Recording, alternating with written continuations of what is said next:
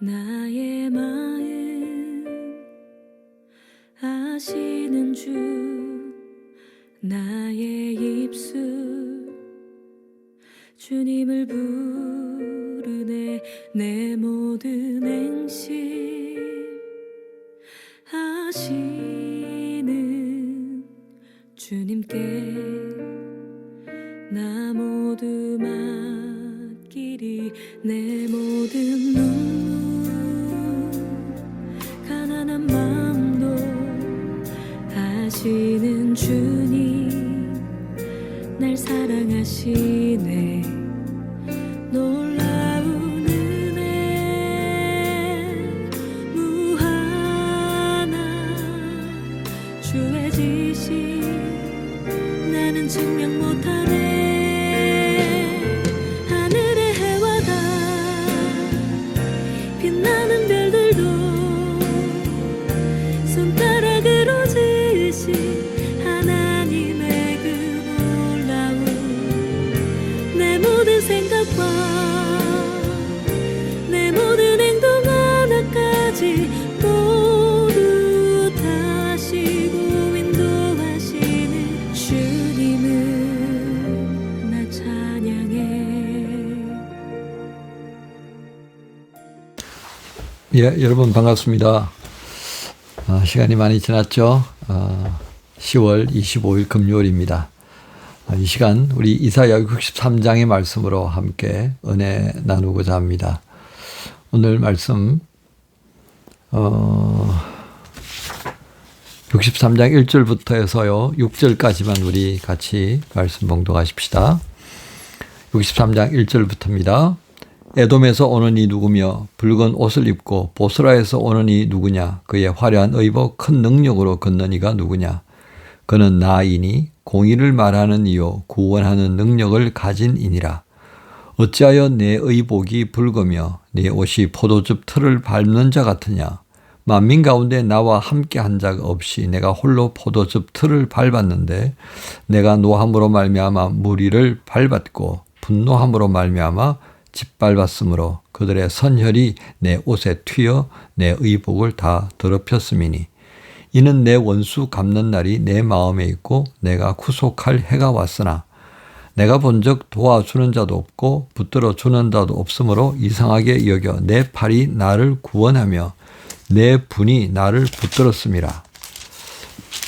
내가 노함으로 말미암아 만민을 밟았으며 내가 분함으로 말미암아 그들을 취하게 하고 그들의 선혈이 땅에 쏟아지게 하였나니라. 우리 뒤에 부분 18절부터 19절까지 두 절 읽겠습니다. 주의 거룩한 백성이 땅을 차지한 지 오래지 아니하여서 우리의 원수가 주의 성소를 유린하였사오니 우리는 주의 다스림을 받지 못하는 자 같으며 주의 이름으로 일컬음을 받지 못하는 자 같이 되었나이다. 아멘. 예, 오늘 말씀 중심 구절 19절입니다. 우리는 주의 다스림을 받지 못하는 자 같으며 주의 이름으로 일컬음을 받지 못하는 자 같이 되었나이다. 예, 그래서 오늘 제목은 나는 아직과 지금 사이에서 갈등합니다. 나는 아직과 지금 사이에서 갈등합니다. 여러분, 지금 제가 제목을 말씀드렸던 아직은 무엇이겠습니까? 하나님께서 약속하신 그 말씀이 선포되었습니다. 그런데 그 말씀이 아직 완성되지 않은 거예요. 소위 성취되지 않은 거예요. 그런데 하나님께서는 말씀하셨어요. 그렇다면 지금은 무엇입니까? 이루어지고 있는 과정이다 하겠습니다. 그런데 과정이다 보니까 딱 종결되지 않은 느낌을 여러분 어떻게 이해하시겠습니까? 오늘 그런 관점으로 오늘 말씀을 함께 나누겠습니다. 자, 오늘 말씀 크게 세 가지로 나눌 수 있는데요. 1절부터 6절의 말씀을 먼저 봅니다. 우린 여기서 매우 특이한 장면을 하나 보게 됩니다. 63장 1절에 보면 에돔에서 오는 이 누구며, 이렇게 이제 보다 조금 더 이해하기 쉽게 말씀드리면요. 에돔에서 나오시는 거예요. 에돔에서 이렇게 나오시는 거예요. 하나님께서 에돔에 뭐하러 가셨을 것 같아요? 예. 오늘 여기 3절에 보면 3절 후반부에 그들의 선혈이 내 옷에 튀어 내 의복을 다 더럽혔음이니 하는 말씀이 있습니다. 곧 에돔을 심판하신 거죠.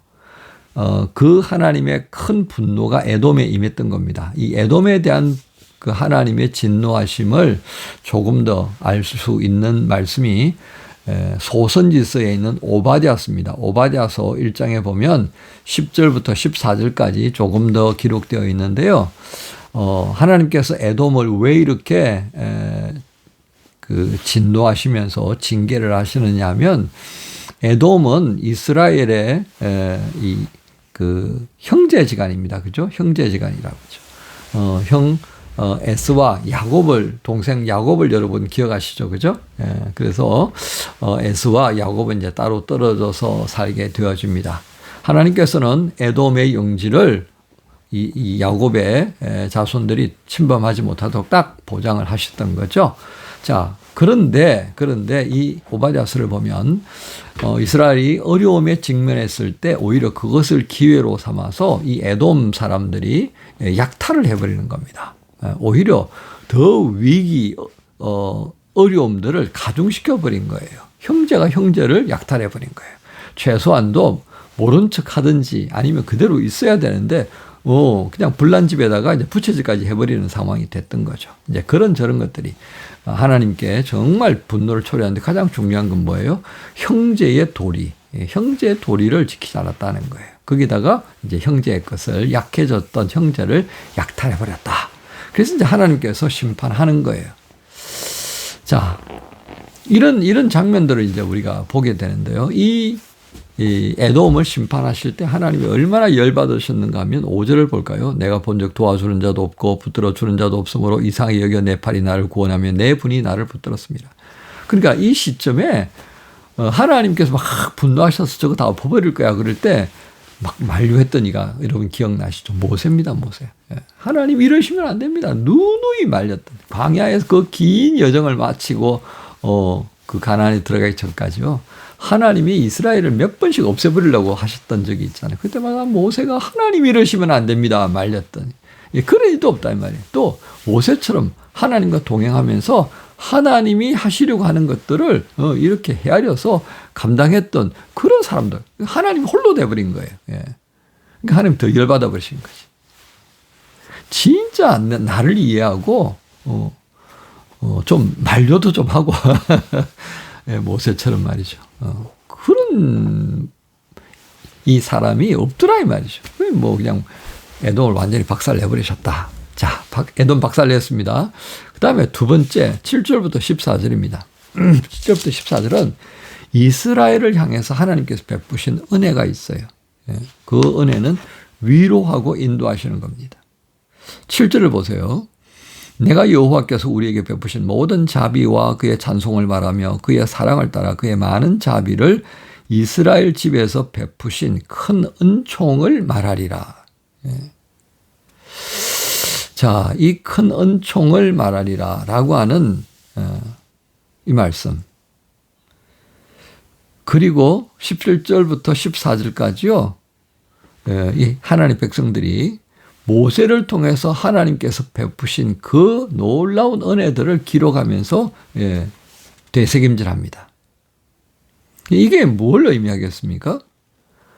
이스라엘에게 베푸신 하나님의 그 크신 은혜들을 지금 되새김질하면서 힘들고 어려운 삶의 자리를 이겨내기 위한 감사의 자리로 가고 있는 거예요.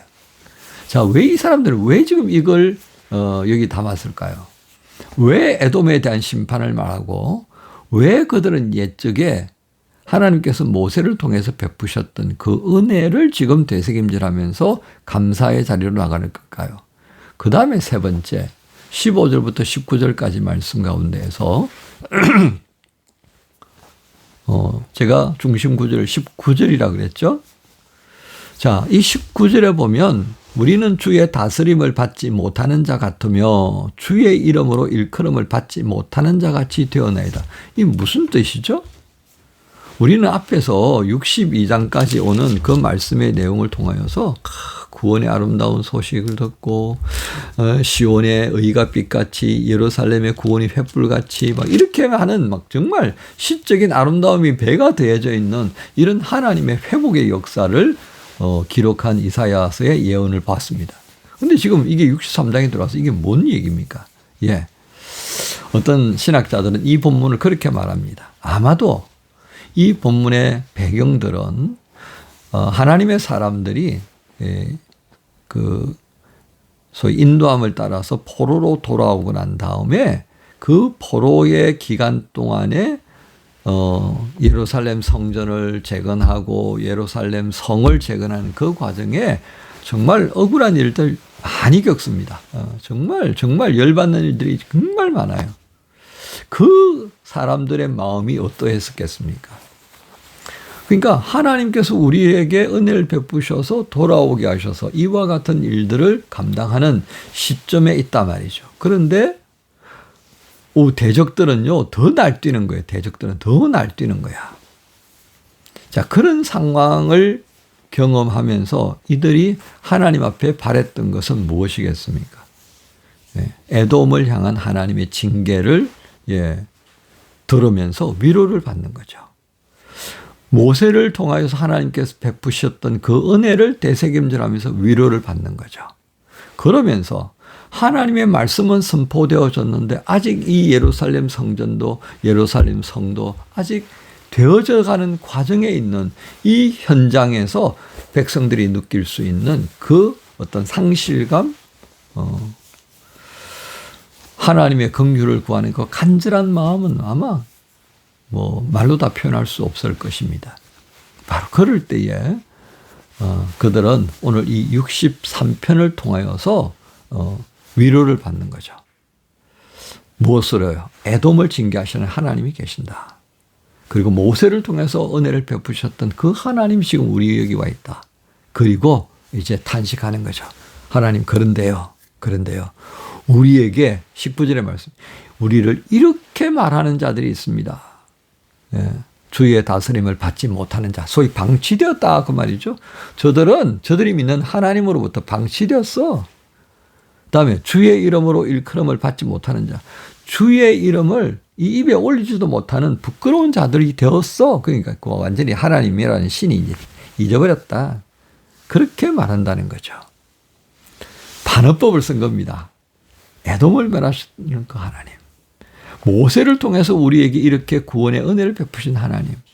그 하나님 우리의 형편과 처지를 살피시사 우리로 하여금 이런 말을 듣지 않도록 인도해 주십시오라고 하는 그런 간절한 마음이 담겨있는 예언이 바로 이 63편의 말씀이다 하는 겁니다. 그래서 어떤 성경학자들은 이 63편의 이 63편 이후로 되어지는 몇몇 내용들은 후대에 이 이사야서에 포함되어졌던 그들의 간절한 신앙적인 고백이 담겨 있고 신앙적인 기도가 담겨 있는 내용들로서 우리가 이해되어져야 된다. 이렇게 이야기하는 분들이 있어요. 어쨌든 중요한 것은 무엇이었습니까?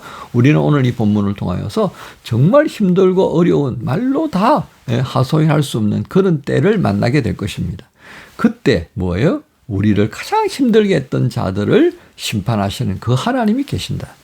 그리고 우리 옛적에 그 모세를 통해서 은혜를 베푸셨던 그 하나님이 지금도 우리와 함께하고 있다. 그렇기 때문에 이렇게 우리를 모욕 주고 이렇게 우리를 하찮게 보는 그 모든 어리석음들은 언젠가는 하나님의 손에 의하여서 무너지게 될 거다. 여기에서 우리 그리스도인들의 자부심이 생기는 거예요.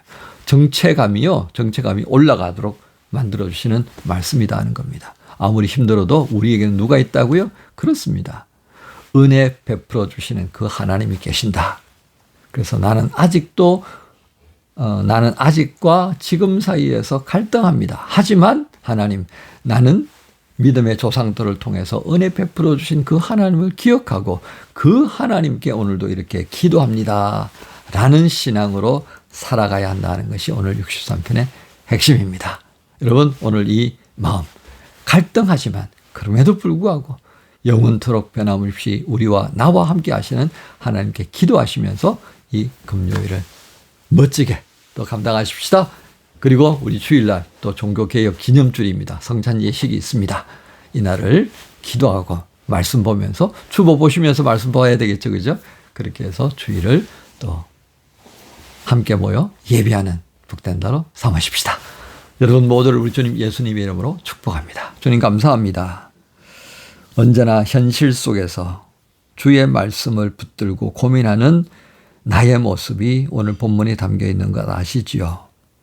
그러나 분명한 것은 말씀을 이루시는 하나님이 지금도 일하시고 있음을 믿습니다. 그 믿음으로 오늘 금요일을 살게 해주시고 종교개혁 기념주일을 준비하게 하여 주옵소서. 감사합니다. 예수님 이름으로 기도합니다. 아멘.